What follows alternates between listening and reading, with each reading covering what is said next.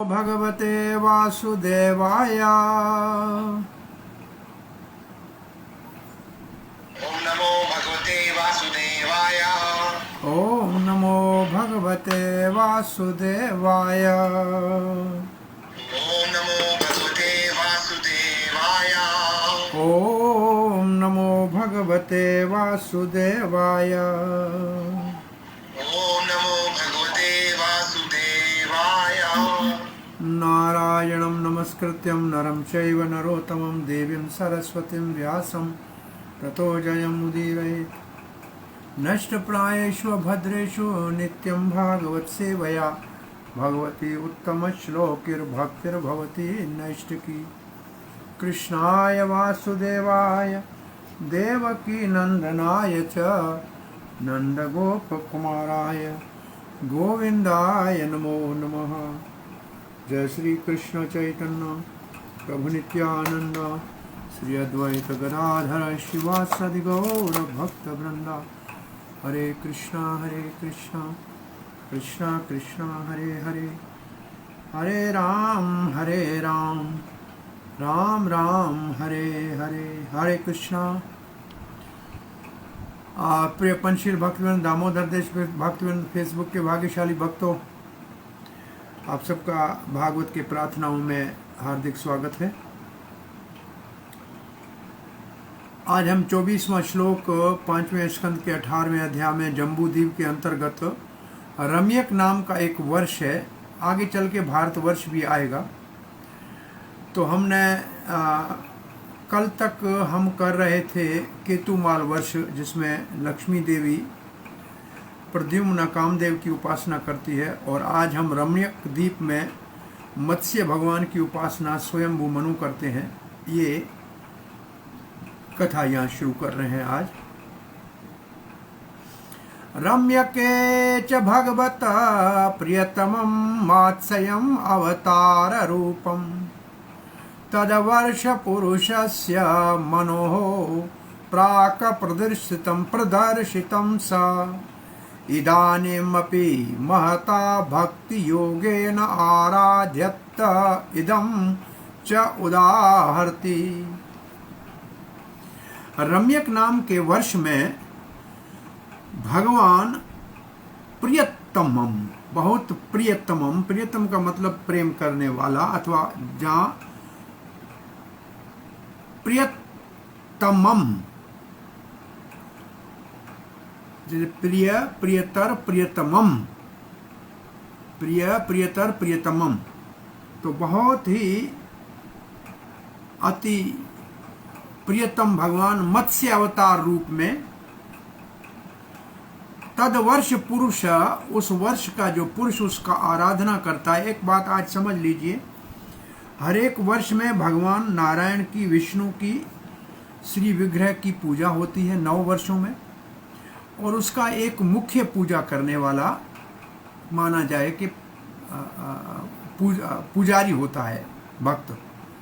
तो मत्स्य अवतार रम्यक वर्ष में जो है उसका पूजा करने वाला है मनु, और लिखा है प्राक प्रदर्शितम स, जिसको पहले मार्गदर्शन किया था। किसने? मत्स्य अवतार ने। ये भागवत की कथा है। इदानीम अपि महता, महान भक्ति योग से आराधना इन श्लोकों से करते हैं। श्रील प्रभुपाद जी लिखते हैं वैवस्वत मनु, ये पहला रम्यक वर्ष, वहां वैवस्वत मनु का राज्य है। मैं स्वयंभू शायद कहा था पहले, ठीक नहीं था। वैवस्वत मनु, वैवस्वत मनु कौन सा है? जो अभी हम जिसके, जो इस वक्त शासन चल रहा है, वो विवस्वत मनु का चल रहा है। ब्रह्मा जी के एक दिन में 14 मनु आते हैं, और ये 7वां मनु है विवस्वत मनु, जो सूर्य का पुत्र है। विवस्वान सूर्य है, उसका पुत्र विवस्वत मनु। यही विवस्वत मनु पहले प्रियव्रत थे और सत्यव्रत थे, और मत्स्य अवतार के रूप में भगवान ने इनको दर्शन दिया था, और प्रलय के समय इनको उपदेश दिया था, उसको मत्स्य पुराण कहते हैं। तो यहाँ लिखा है, रम्यक वर्ष में जहाँ विवस्वत मनु राज करते हैं वहाँ परम पुरुष भगवान मत्स्य अवतार के रूप में पूजे जाते हैं। तो ये 7वां मनु है। छठा जो चाक्षु मनु था, छठे मनु का ये विवस्वत है, छठे का नाम था चक्षु, चाक्षुष, चक्षुष मनु, चाक्षुष मनु। और जब चाक्षुष मनु का समय था, चाक्षु मनवंतर था छठा, तब इसी विवस्वत मनु, मतलब उस वक्त में इसका नाम दूसरा था, सत्यव्रत था, उसने भगवान मत्स्य की प्रेम से, भक्ति से पूजा की थी और ये मंत्र उच्चारण किए थे। रम्यक वर्ष में विवस्वत मनु वहाँ का जो राजा है वो आज भी शुद्ध भक्ति से मत्स्य अवतार की उपासना कर रहा है, जिसको पूर्व जन्म में मत्स्य अवतार ने शिक्षा दी थी। प्रकट हुए थे प्रलय काल के समय, ये मंत्र वो जपता है। ये कथा 8वें स्कंद में, संभवतः 8वें स्कंद में है, अंतिम अध्याय, उसमें मत्स्य अवतार का वर्णन है। ब्रह्मा जी के जमाई आने के ऊपर एक छोटी प्रलय होती है, तो मत्स्य अवतार के रूप में भगवान प्रकट होते हैं और नाव में सब बीजों को लेकर, सब वनस्पतियों के जीवों को, सब ऋषियों के प्रकाश में वो सत्यव्रत उस नाव में चढ़ता है। तब मत्स्य अवतार ने उनको उपदेश दिया है। वही सत्यव्रत फिर वैवस्वत मनु बना है। अब जो भगवत गीता में भगवान कहते हैं, भगवत गीता सूर्य देव ने वैवस्वत मनु को दिया। ये जो चौथे अध्याय का पहला श्लोक है, एवं विवस्वते योगम प्रोत्वान अहम अव्ययम, विवस्वते जो विवस्वान को दिया उसने मनु को दिया, ये मनु वही है। अब कौन से मंत्र से उच्चारण करते हैं? ओम नमो भगवते मुख्यतमाय नमः सत्वाय प्राणा आयुषे सहसे बलाय महामत्स्याय नमः इति। ओम नमो भगवते मुख्यतमाय। मुख्यतमाय का मतलब ये पहले अवतार है। मच्छ कच्छ ये पहले अवतारों में, श्रेणी में अवतार 10 गिनते हैं तो पहला अवतार है।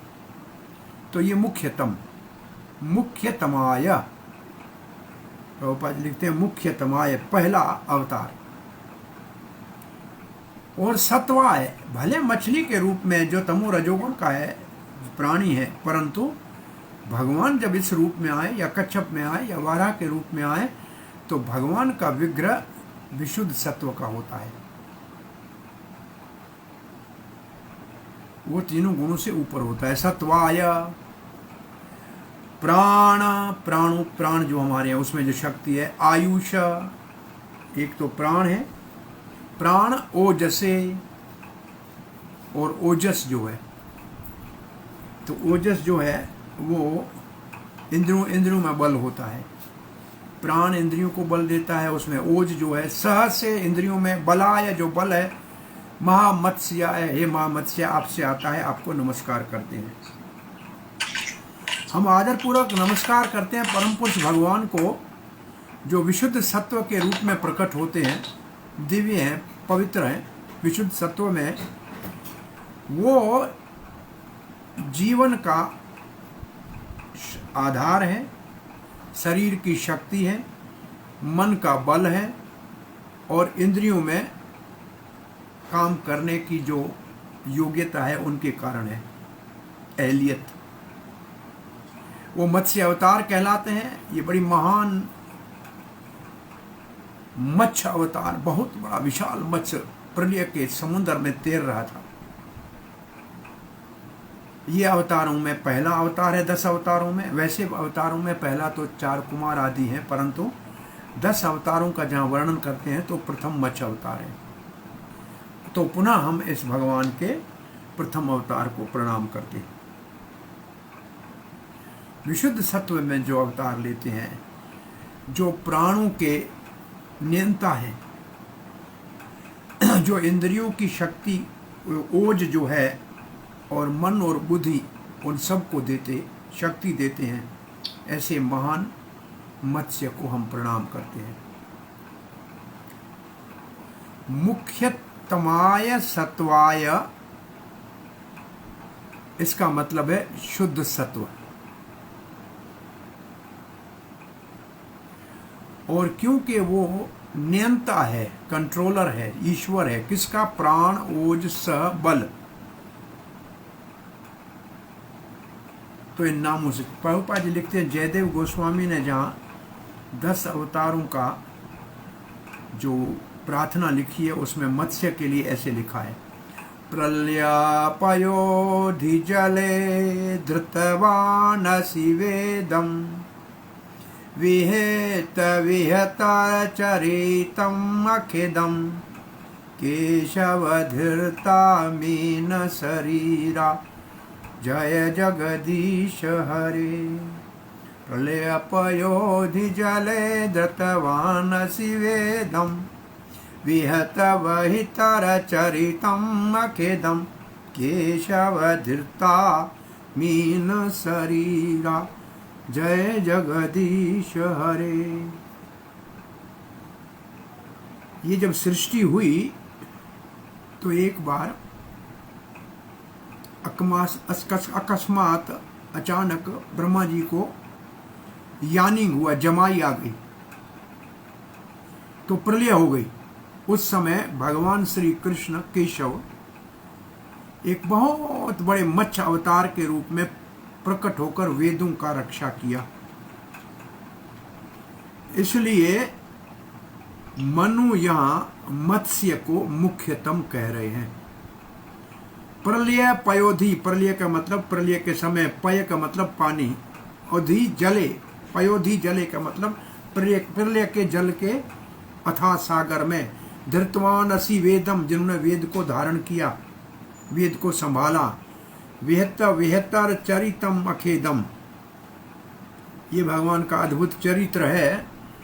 तो इसलिए यहाँ मुख्य दम कहा है, पहला अवतार है।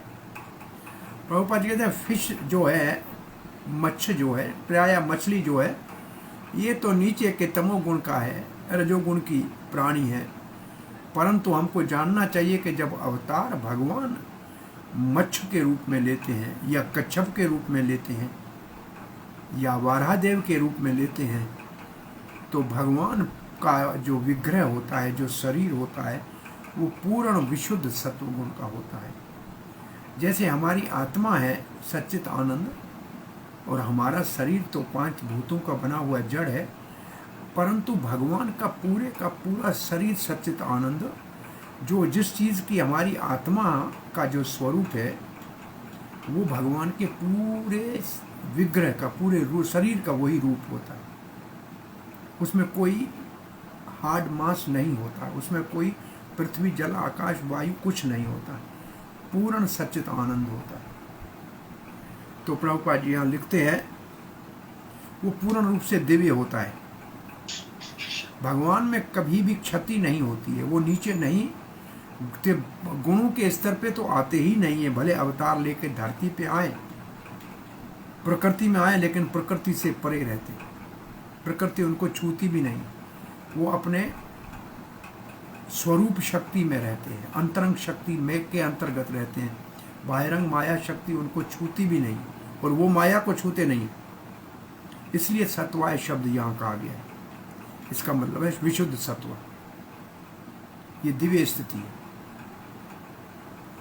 भगवान के ऐसे वाराह मूर्ति का अवतार है, हाइग्रीवा घोड़े के रूप में, कच्छप के रूप में वो जो कछुआ है, परंतु ये सारे के सारे भौतिक नहीं है, ये सदा विशुद्ध सत्व में होते हैं।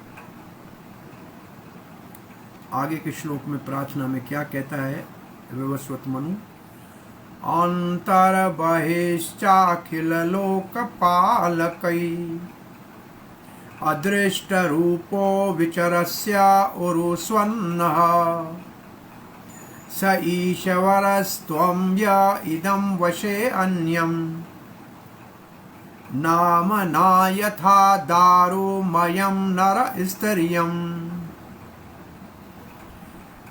यथा दारुमयम, दारुमय मतलब लकड़ी की, जैसे कठपुतली होती है, जैसे कोई उसको नचाता है ऐसे नाचती है कठपुतली। दारुमयी, दारू कहते हैं लकड़ी को, जैसे भगवान जगन्नाथ का जो विग्रह है उसको कहते हैं दारू ब्रह्म। तो जगन्नाथपुरी में भगवान जगन्नाथ, बलदेव, सुभद्रा, सुदर्शन चक्र, ये सब लकड़ी का बना हुआ है, तो उसको दारू कहते हैं लकड़ी को। दारूमयम मतलब लकड़ी, लकड़ी की। कौन लकड़ी की? कठपुतली।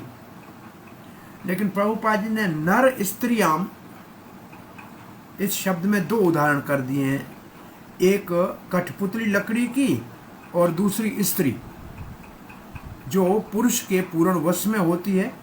जैसे कठपुतली उसको चलाने वाले जो उसके पीछे उसको रस्सियां खींचता है उसके इशारे से चलती है, ऐसे ही भगवान ये सारा संसार आपके ही इशारे से चल रहा है। ये बड़े बड़े लोकपाल हैं परंतु उनको आप दिखाई नहीं देते, अदृष्ट रूप हो वो, आप उनको, आपको बड़े बड़े लोकपाल इंद्र आदि आपको देख नहीं पाते हैं। अंतर बाह्य, आप अंदर बाहर सब जगह हो परंतु वो आपको देख नहीं पाते हैं, और ये सारा जगत आप चला रहे हो। ये प्रिय भगवान, जैसे कठपुतली नचाने वाला उस रस्सियों को खींचकर कठपुतली को चलाता है, जैसे पति अपनी पत्नी को वश में रखता है, भगवान आप सारे ब्रह्मांड के जीवों को, जिसमें ब्राह्मण है, क्षत्रिय है, वैश्य, ये अलग अलग नाम है, नामानी या शब्द है उधर, ये उनके अलग अलग जो वर्ण आश्रम है उन सब के स्वामी हो, उनको अपने वश में रखते हो। आप सबके हृदय में हो और हृदय में सबके साक्षी हो और सबके नियंता भी हो और सबके ईश्वर भी हो, और आप बाहर भी हो, अंदर भी हो, बाहर भी हो। तो ये जो बाहर जितने भी लोगों के और समाज के नेता हैं वो आपकी अनुभूति नहीं कर पाते। जो वेदों के वचनों को सुनेगा वही आपको समझ पाएगा। चक्रवर्ती पाद लिखते हैं, लोकों के लोकपाल जैसे इंद्र आदि जो लोक, जैसे स्वर्ग लोक का स्वामी है, बड़े लोकों के स्वामी भी आपको देख नहीं पाते। आप अंदर बाहर विचरण करते हैं सबके हृदय में परमात्मा के रूप में, और बाहर भी है कण कण में, परंतु आपको जानना है तो वेदों से जाना जाएगा। आप ऐसे भगवान हैं जो पूरे विश्व को वश में रखते हैं। विश्व में क्या है? ये जो क्षत्रिय ब्राह्मण वैश्य ये सब है, ये नाम जो भी है, इन सब के आप स्वामी हो, ये आपसे निकलते हैं और आपके ही नियंत्रण में है। उदाहरण देते हैं, जैसे लकड़ी की कठपुतली को वो जो जादूगर तो नहीं, उसको कहते हैं क्या, कठपुतली चलाने वाले को, वो उसको जैसे चलाता है।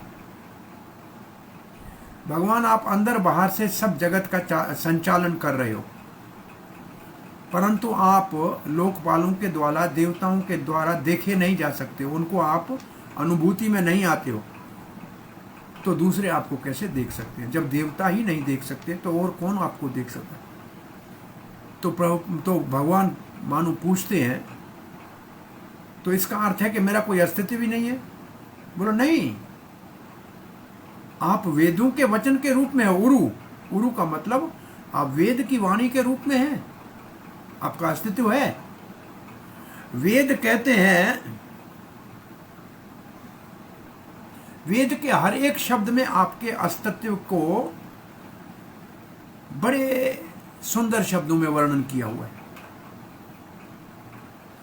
और वेद ये कहता है आप वो भगवान हो, वो स्वामी हो जो सारे इस जगत को नियंत्रण में रखते हो, जगत के आधार हो।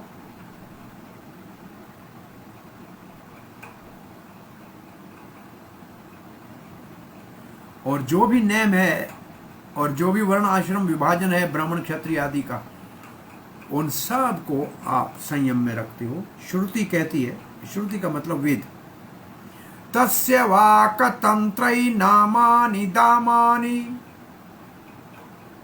वेद के वेद लिखा है, वेद एक रस्सी के समान है। दाम का मतलब रस्सी, जैसे दामोदर में होता है, जो पूरे संसार को नामों में बांध के रखता है। ब्राह्मण क्षत्रिय वैश्य सन्यासी ब्रह्मचारी, ये जो नाम है वर्ण आश्रम के, इनके नियमों में सबको बांध के रखता है वेद। इसका अर्थ ये है कि वेदों में मानव समाज के लिए वर्ण आश्रम व्यवस्था है। हर एक को अपने वर्ण और आश्रम के कार्य करके उन कार्यों से भगवान विष्णु की, नारायण की, गोविंद की पूजा करके अपने जन्म को सफल करना चाहिए। कोई ये नहीं समझे कि कोई भी स्वतंत्र है संसार में, ऐसा भी आपके ऊपर आश्रित है, कोई स्वतंत्र नहीं है। जैसे कठपुतली स्वतंत्र नहीं होती, उसके पीछे व्यक्ति जो उसको नचाता है वैसे वो नाचती है। ऐसे जैसे आप जगत को चलाते हैं, वो उसको कठपुतली को वश में रखता है और आप जगत को वश में रखते हैं। प्रभुपाद जी लिखते हैं, भगवान अंदर और बाहर हैं।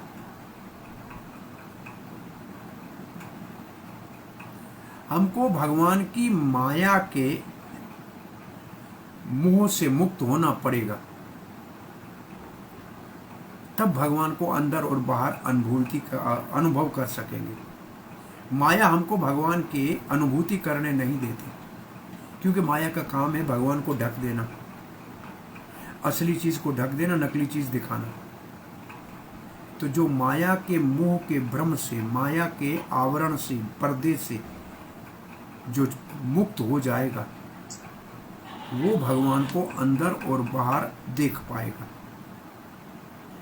कुंती महारानी भागवत में कहती है, भगवान नटो नटया धरो यथा।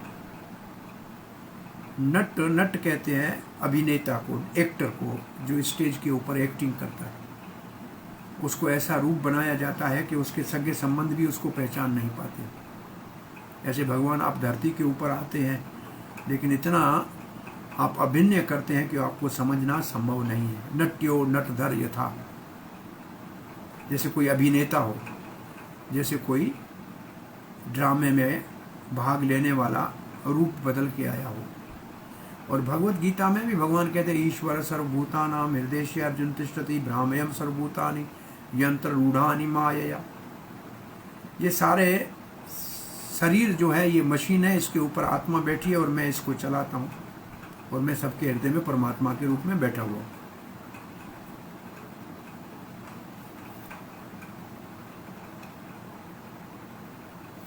अब प्रभुपाद लिखते हैं, अर्जुन को भगवान ऐसे कहते हैं, तो भगवान सबके हृदय में, अंदर है बाहर है। बाहर परमात्मा के रूप में है, और वो हमारा क्या करते हैं परमात्मा के रूप में, हमारे साक्षी भी हैं और हमारे सलाहकार भी हैं। हमको परामर्श देने वाले, सलाह देने वाले, एडवाइजर भी है। प्रभुपाद लिखते हैं विटनेस भी है। सबके हृदय में भगवान विराजमान है। फिर भी मूर्ख कहते हैं मुझे भगवान दिखाओ, कहाँ है भगवान, मैं भगवान नहीं देखता हूँ। आपके हृदय में भगवान बैठा है और आप उसको नहीं देखते हो। बाहर क्या ढूंढते हो, अपने हृदय में ढूंढ लो, बैठा हुआ है, लेकिन उसको ढूंढने के लिए माया के मोह से मुक्त होना पड़ेगा। हर एक व्यक्ति, प्रभुपाद जी कहते हैं, भगवान के नियंत्रण में है, भगवान के वश में है। जैसे कठपुतली नचाने वाला कठपुतली को अपने वश में रखता है, अथवा पत्नी को उसका पति अपने वश में रखता है।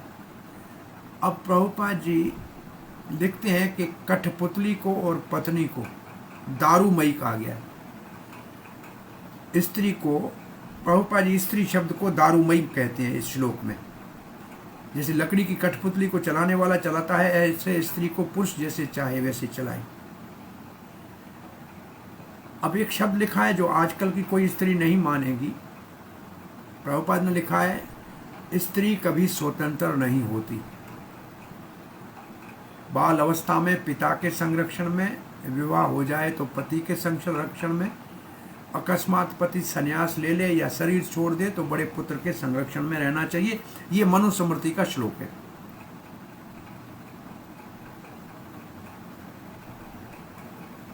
वो स्वतंत्र नहीं है। इसके लिए प्रभुपाद जी उदाहरण देते हैं। देखो, छोटा बच्चा होता है, उसको हम स्वतंत्र आज़ाद नहीं छोड़ते हैं, खुला नहीं छोड़ते हैं। इसका अर्थ नहीं है कि उसको हम गुलाम बनाते हैं।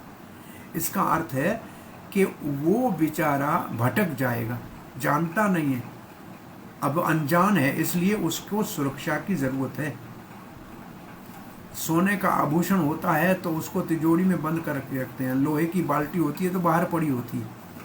तो इस प्रकार जो महत्वपूर्ण चीज़ होती है उसको संभाल के रखा जाता है। तो वो नारी का बहुत बड़ा महत्व है। एक कहा कि नारियों का आपके सनातन धर्म में कोई महत्व नहीं है, तो बहुत अच्छा उदाहरण दिया कि बताइए इस पूरे ब्रह्मांड के वित्त मंत्री कौन है, फाइनेंस मिनिस्टर कौन है? लक्ष्मी देवी। डिफेंस मिनिस्टर कौन है इस पूरे जगत का? दुर्गा देवी। एजुकेशन का मिनिस्टर कौन है? सरस्वती देवी। बताओ, तीनों सबसे बड़ी शक्तिशाली जो पोस्टें हैं, जो स्थान है, जो पदवियां हैं, वो तो देवियों को दी हुई है। कैसे कहते हो कि देवियों का सम्मान नहीं है सनातन धर्म में? मात्र देवो भव। कन्याओं की घर में पूजा होती है, उसको बड़ा सम्मान दिया जाता है। ये उनकी सुरक्षा के लिए है। समाज के अंदर भ्रष्टाचार न हो, उससे बचाने के लिए ये सुरक्षा आवश्यक है। प्रभुपाद जी लिखते हैं, सदा ही नारी को पुरुष के द्वारा रक्षित होना चाहिए, परंतु क्या कर सकते हैं? आजकल अहंकार के कारण, झूठे स्वाभिमान के कारण स्त्री जाति स्वतंत्र रहना चाहती है। ये नारा मार्टिन लूथर ने लगाया था, स्वतंत्रता नारी की। संभवतः मैं इतिहास में ऐसे सुना है, परंतु इस स्वतंत्रता के नाम में नारी का शोषण ज्यादा हुआ है, पोषण कम हुआ है।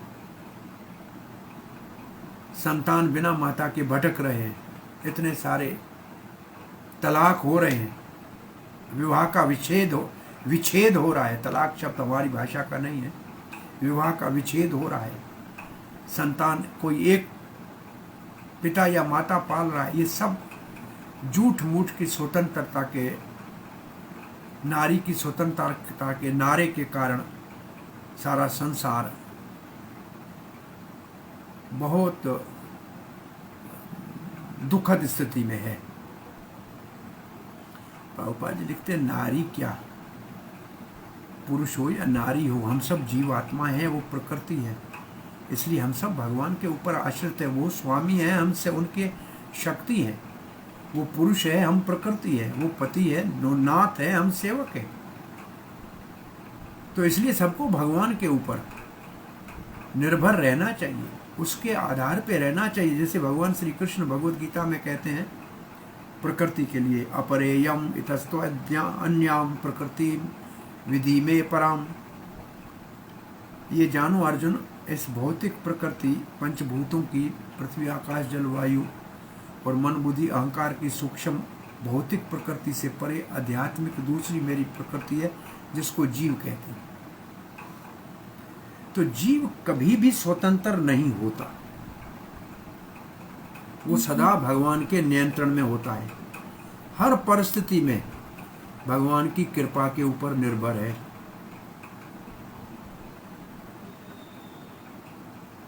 भगवान ने इस संसार में वर्ण आश्रम व्यवस्था बनाई है। ब्राह्मण, क्षत्रिय, वैश्य, शूद्र ये वर्ण है, और सन्यासी, वानप्रस्थ, गृहस्थ और ब्रह्मचारी ये आश्रम है। इन सब को अपने अपने धर्म के नियम पालन करने चाहिए। तो पूरा समाज भगवान के नियंत्रण में रहेगा और सब अपने कार्य से भगवान को प्रसन्न करेंगे तो सुखी हो जाएंगे।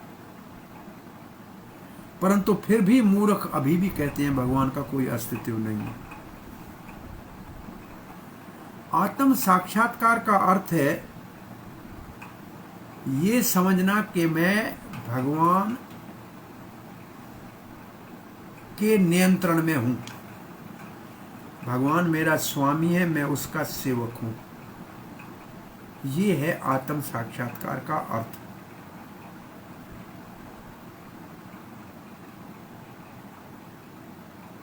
ऐसे जब कोई प्रबुद्ध हो जाएगा तब तो वो भगवान का शरण ले लेगा कि वो स्वामी है तो उसके शरण में जाना चाहे, तभी सुखी होंगे।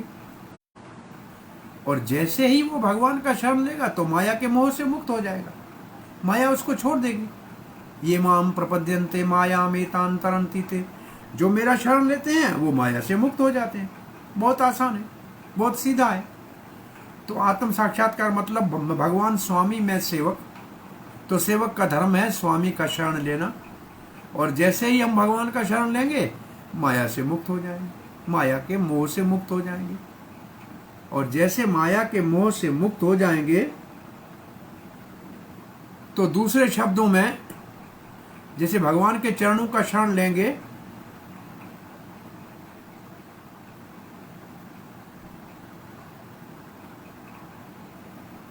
तो माया छुएगी नहीं।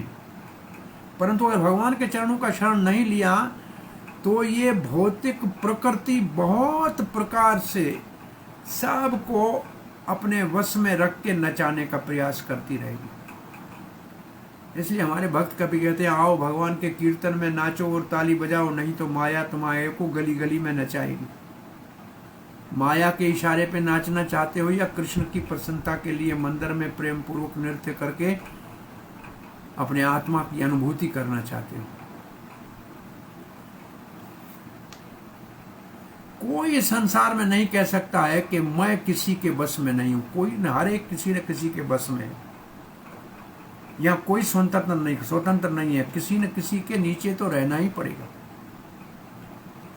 स्कूल में जाते हैं तो गुरुजी आचार्य जी जो होते हैं अध्यापक है उसके नीचे रहते हैं, नौकरी करते हैं तो सेठ के नीचे रहते हैं, सरकार की नौकरी करते हैं तो उसका नाम ही है सर्विस, गवर्नमेंट सर्विस। तो सर्विस है तो किसकी करें, कोई तो स्वामी होगा उसकी करेंगे ना।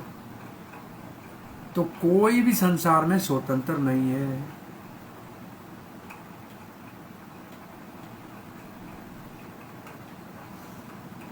कोई नहीं कह सकता मैं स्वतंत्र। जो भगवान नारायण है, जो प्रकृति से परे है, जो सबको नियम में रखते हैं,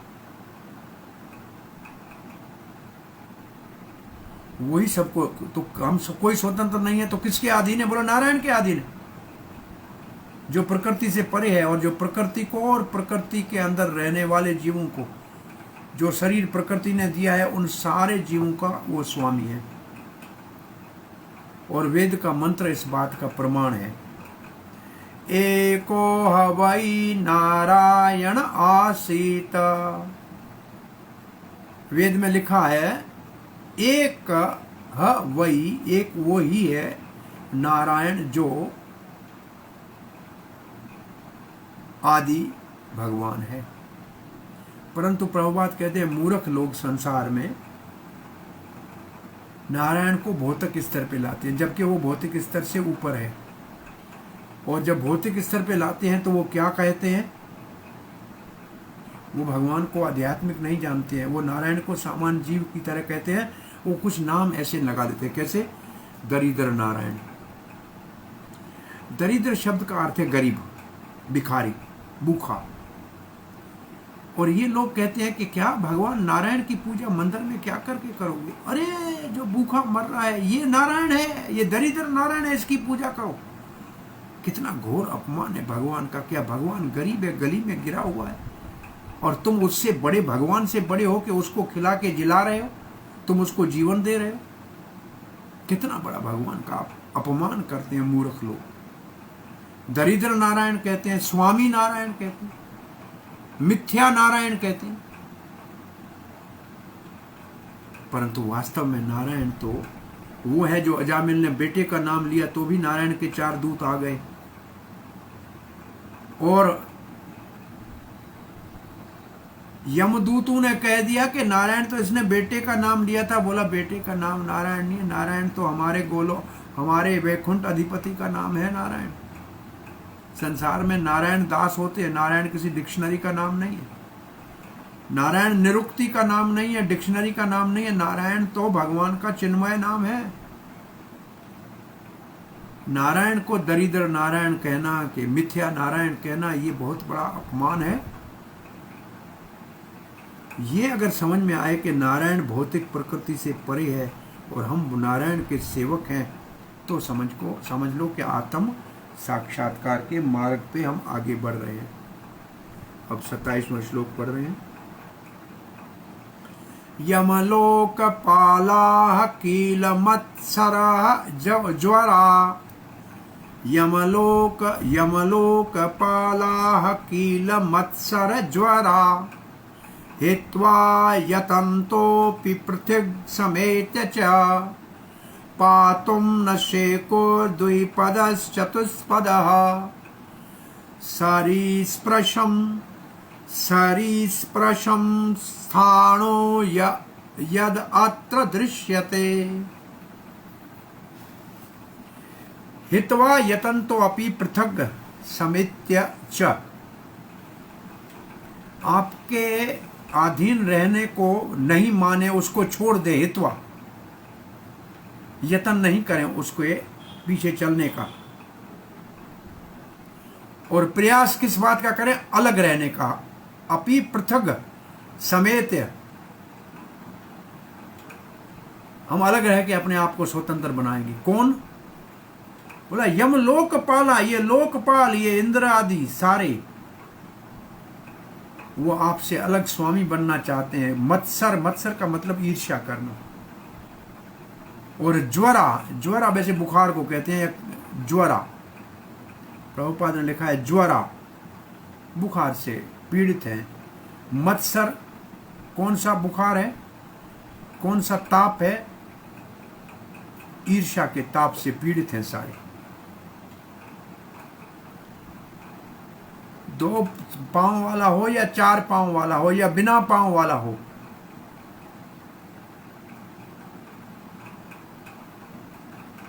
जो कुछ यहां दिखता है वो कोई किसी के बस में नहीं है, आपके बस में है सब। हे भगवान, बड़े बड़े लोकपाल जैसे ब्रह्मा जी है और सारे देवता इंद्र आदि है, वहां से लेके इस धरती के ऊपर जो राजनेता है, ये सब आपका जो अधिकार है उससे ईर्ष्या करते हैं। इसका अर्थ है वो अपने आप को अधिकारी मानते हैं। एक अधिपा का भगवान एक ही अधिकारी है, फिर दूसरा कोई कहे मैं अधिकारी हूं, तो ये तो गलत हो गया ना। ये ईर्ष्या के कारण ही तो हुआ। परंतु आपकी सहायता के बिना और आपसे अलग होकर वो जीवों का पालन नहीं कर सकते। वास्तव में आप ही मानव को, 2 पांव वाले, पशु 4 पांव वाले को, गाय को, गधे को, और वृक्षों को, और बिना पांव वाले सांपों को, पक्षियों को, इन सब का पालन आप ही कर रहे हो। जो भी भौतिक जगत में दिखता है उसके पालक आप हो। अगर और कोई कहता है मैं पालक हूं, इसका मतलब वो ईर्ष्या करता है आपसे। बहुत बड़ी बात है। असल में हम सब समझते हैं कि हम परिवार चला रहे हैं, हम घर चला रहे हैं, तो भगवान को तो हमने निकाल लिया बीच में से। तो ये भगवान से एक प्रकार की अनजान ईर्ष्या है। ऐसे बड़े बड़े देवता समझते हैं हम यहाँ के अधिपति हैं, और ये सारे ब्रह्मा जी हैं या इंद्र है, भगवान उनके पास चले भी गए। भगवान को देख के कृष्ण की लीला में ये सब लोग सब आए थे और आश्चर्य से उनकी लीला में विघ्न डालने का भी प्रयास किया। तो यहां चक्रवर्ती पाद लिखते हैं,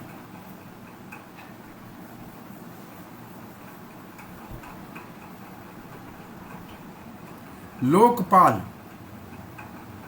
आपका आश्रय छोड़कर मत्सर के ज्वर के कारण, मतलब ईर्ष्या के बुखार के कारण, अकेले या सब मिलकर सारे जीवों का जो 2 पांव या 4 पांव या बिना पांव वाले हैं पूरे जगत में पालन नहीं कर सकते। बहुत साफ अर्थ ये है। ओ इंद्र, परंतु इंद्र है और ऐसे देवता हैं जो जगत का पालन करते हैं। वैसे कहते हैं Indra is administrative demigod, administrative demigod है इंद्र। सारा एडमिनिस्ट्रेशन उसके हाथ में। एक मनवंतर में एक इंद्र चुना जाता है जो शासक है यहाँ का। कहते हैं है बराबर, परंतु वो भी आपके ऊपर आश्रित है।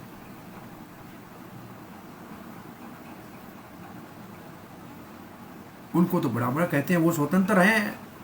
बोला मेरा क्या महत्व है, ऐसे अगर भगवान पूछता है तो कहते उनका तो संचालन बड़ा दुखदाई है। सदा वो संकट में पड़ते हैं। अगर वो अकेले या सब मिलकर आपका शरण छोड़ लें, आपकी रक्षा को छोड़ लें, तो न 2 पांव वाले को, न 4 को, और न बिना पांव वाले को, और न अचर न चलने वाले अचल वृक्षों का इस जगत में किसी का पालन नहीं कर सकते। वो कहते हैं हम पालन करते हैं, ये उनकी ईर्ष्या की बीमारी का बुखार है। श्रुति कहती है ता अहिम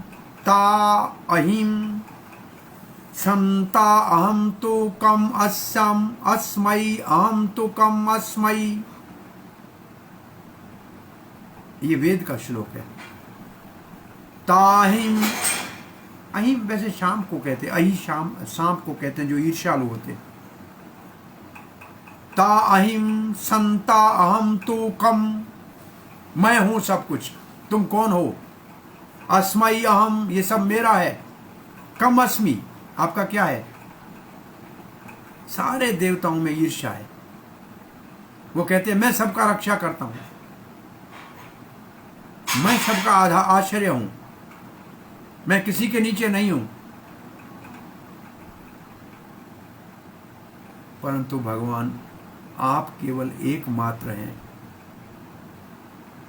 वो सबके रक्षक है। ये बात बहुत बड़ी कही जा रही है।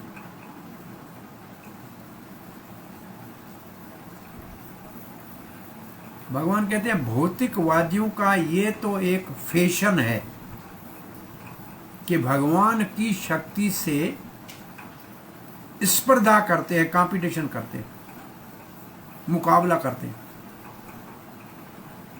फैशनेबल हो गया है। फैशनेबल होने का मतलब क्या है।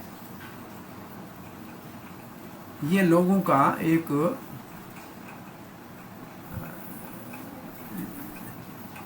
आदत सी हो गई है। ये बड़े बड़े वैज्ञानिक क्या करना चाहते हैं, अरे हम तो टेस्ट ट्यूब में एक बच्चा पैदा कर देंगे, तो फिर भगवान का क्या चलेगा। भगवान को कोई लोग कहते हैं पैदा करने वाला, तो भगवान को पैदा नहीं कर सकता। ये नहीं तो अभी टेस्ट ट्यूब की बेबी बनाने का प्रयास कर रहे हैं। व्यासदेव ने गंधारी के गर्भपात के लोथड़े को 100 मटकों में टेस्ट ट्यूब में रखा और 100 कौरव बने।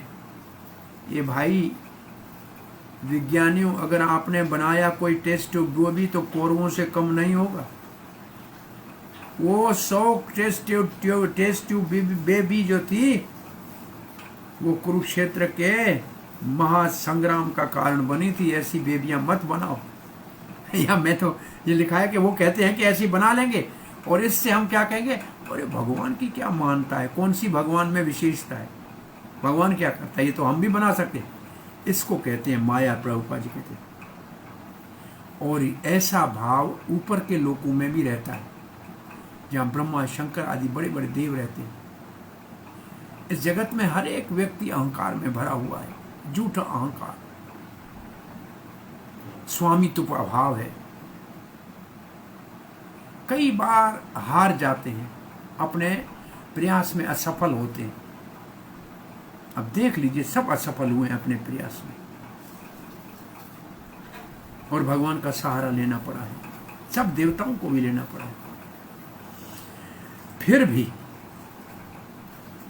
और फिर प्रभुपाद जी इन सब को छोड़ के धरती के ऊपर जो बड़े बड़े अपने आप को धर्मात्मा कहलाते हैं, परोपकारी कहलाते हैं, जो गरीबों की सहायता करना चाहते हैं, ऐसे परोपकारी धर्मात्मा गरीबों की सहायता करने वाले के पास जब हमारे कृष्ण भावना के भक्त जाते हैं तो वो कहते हैं आप अपना समय व्यर्थ क्यों गंवा रहे हो, क्या कर रहे हो, हरे कृष्ण जपने से क्या होगा, देखो मैं कितने गरीबों को खिला रहा हूं।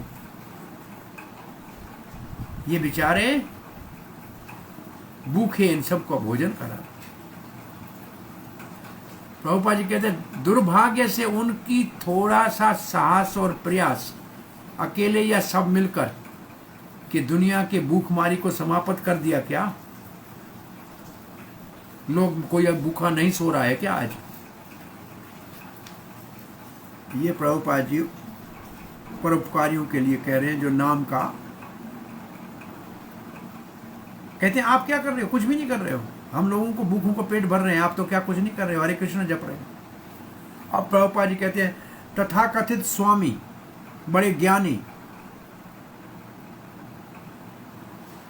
वो एक नारा बना लिया, दरिद्र नारायण। भगवान भिखारी के रूप में अवतार लेकर आ गया है। वो ऐसे दरिद्र भिखारी नारायण की पूजा करने को महत्व देते हैं और वास्तव में नारायण भगवान की पूजा करने को इनकार करते हैं। मत जाओ मंदिर में भगवान की पूजा करने, यही भगवान है जिसकी पूजा करो, ऐसे सभी लोग कहते हैं। अब कई बार सुनते हैं लोगों से,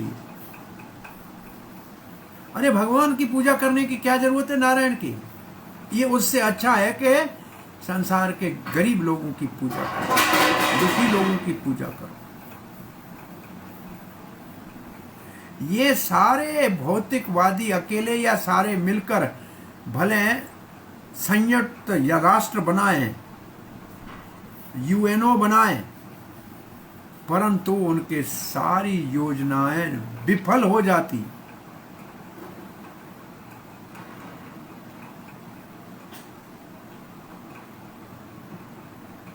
कभी पूरे नहीं होती हैं उसके सारी योजनाएं।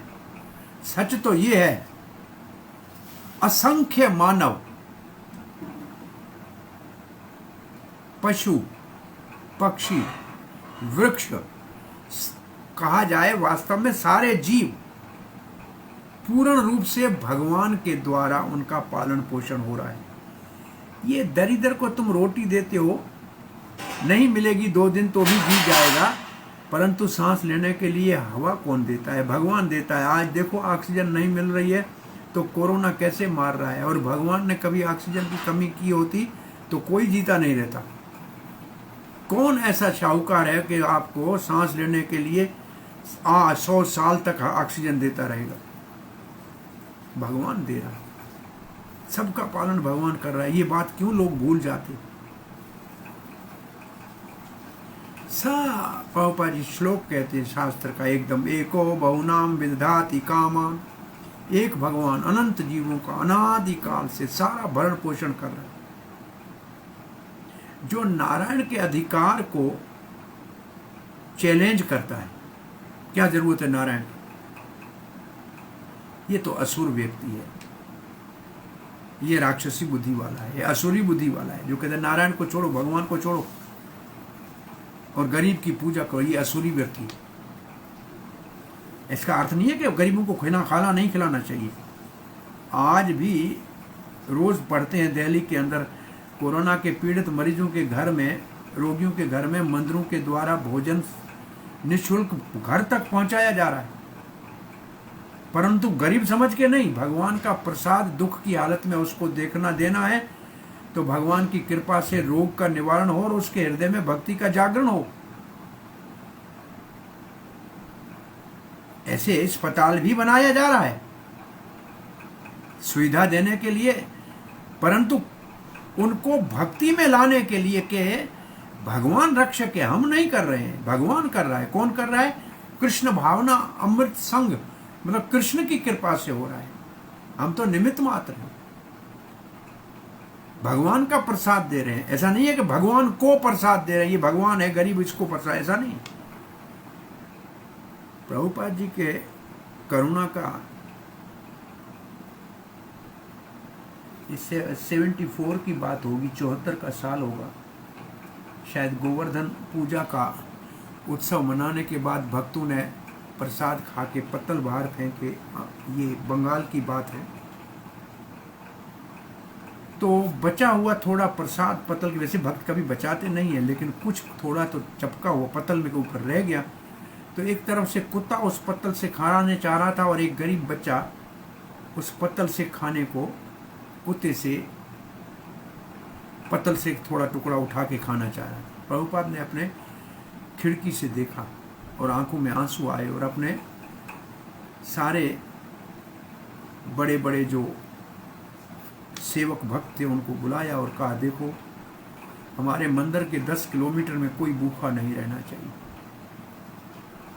जहाँ भगवान राधा और कृष्ण है वहाँ लाखों लक्ष्मियाँ सेवा करती हैं, और 10 किलोमीटर मंदिर के एरिया में कोई भूखा नहीं रहना चाहिए, प्रसाद वितरण करो। तब से फूड फॉर लाइफ के नाम से भगवान जीवन के लिए, जीवन हेतु प्रसाद इतना विस्तार से पूरे विश्व में वितरण होता है, लाखों करोड़ों की संख्या में प्लेटों, परंतु दरिद्र नारायण का भाव नहीं। कृष्ण प्रसाद लोगों के हृदय में भगवान की भक्ति जगाने के लिए है। तो प्रभुपाद जी की उदारता, उसको ये नहीं है कि हम ये जो दान दे रहे हैं इनको भी दानी बनाया, धर्मात्मा बनाया, ये भी तो प्रचार करके हमने बनाया है, तब वो दान कर रहे हैं। तो यहाँ प्रभुपाद जी लिखते हैं, अगर भगवान के अधिकार को झुठला के अपने आप को भगवान समझे और क्या समझे मैं संसार का पालन कर रहा हूँ, तो ये असुर है। जैसे वेण ने कहा था कि भगवान की पूजा मत करो, हिरण्याकश कह रहा था मैं भगवान हूँ, तो ये असुरी भाव है। और फिर कभी कभी असुरों को छोड़ो, जो सुर देवता हैं अथवा जो भक्त हैं वो भी भगवान की माया शक्ति से भ्रमित हो जाते हैं और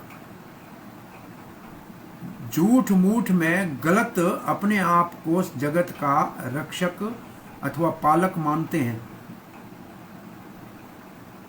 ऐसे भागवत के 10वें स्कंद में सुखदेव गोस्वामी ने वर्णन किया है। इंद्र के समझता था कि मैं ही ब्रजवासियों का पालन कर रहा हूं, जब पूजा बंद करके गोवर्धन की कर ली तो उसका विनाश करना चाह, पूरे ब्रज के गायों को डुबाना चाह। ब्रह्मा जी को भी आश्चर्य हुआ कि हम वेदों के में बुलाते हैं, मंत्र उच्चारण करके खाने आता नहीं है और ये ग्वाल बाल 4 साल के बच्चों के साथ जूठन मूठन खा रहा है, मैं इतना वेदज्ञ हूं। वास्तव में माया तो नहीं भुलाती है, ब्रह्मा जी को नहीं भुला सकती है, परंतु भगवान की लीला शक्ति का ये लीला है। फिर भी प्रभुपाद ने यहाँ लिखा है कि इंद्र भी को भी अहंकार हो गया था, इंद्र का तो अहंकार था निश्चित रूप से, और यहाँ से ये अहंकार पूरा भी हो गया। फिर भी भगवान जब वो सत्यभामा के साथ उनकी माँ का आदिति का एयरिंग देने गए और पारिजात उठाया तो लड़ने को आ गया। तो ये उदाहरण जब ऊपर के लोकों में है तो इस दुनिया वाले करें कौन सी बड़ी बात है, परंतु भगवान ने उन सबको शिक्षा दी अंततो गत्वा। तो यहाँ अपने आज के सत्संग को विराम देते हैं, कल 28वें श्लोक से। अब एक इस लोक का, इस वर्ष का वर्णन है, फिर दूसरा वर्ष आएगा। हरे कृष्ण। किसी का कोई प्रश्न जिज्ञासा है?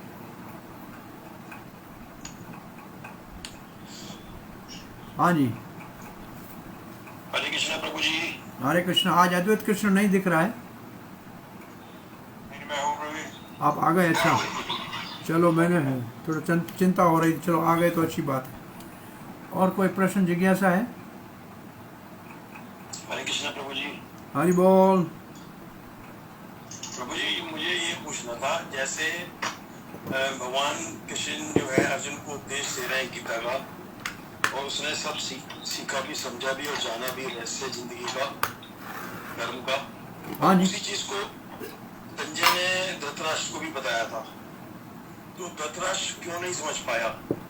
हम भी धृतराष्ट्र है जो माया में लिप्त हैं, राजभोग में, अपने राष्ट्र में लिप्त रहते हैं, जानते सब लेकिन समझना नहीं चाहते।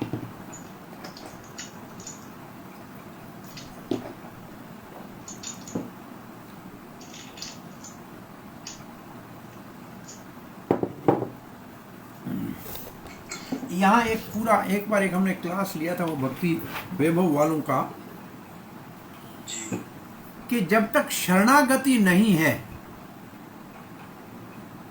और सीखने के लिए, देखो अर्जुन ने कृष्ण को गुरु मान के सीखा और धृतराष्ट्र ने संजय को अपना सेवक मान के उनसे पूछा। दोनों के बीच में उल्टा है कि नहीं है? वो राजा बन के और सेवक से सुन रहा था, तो उसकी बात को इतना महत्व क्यों देगा? शरणागति तो थी नहीं। और अर्जुन ने कृष्ण को गुरु मान के उसका शरण लेके फिर भगवत गीता सुनी। तो दोनों के अंदर बिल्कुल उल्टा है, एक दूसरे के बिल्कुल विपरीत है कि नहीं है?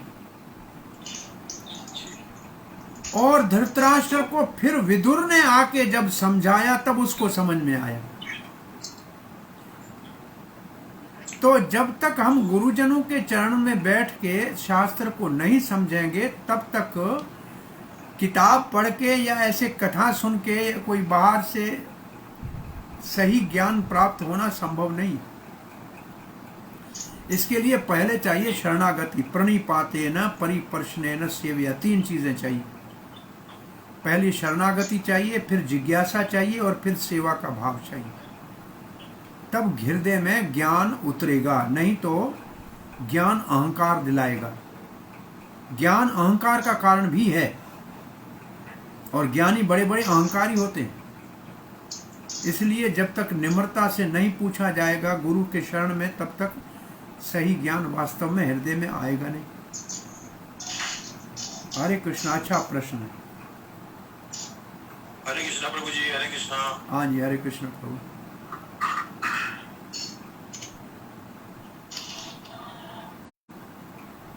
ओके, धन्यवाद। हरे कृष्णा। गौरंगा गौरंगा।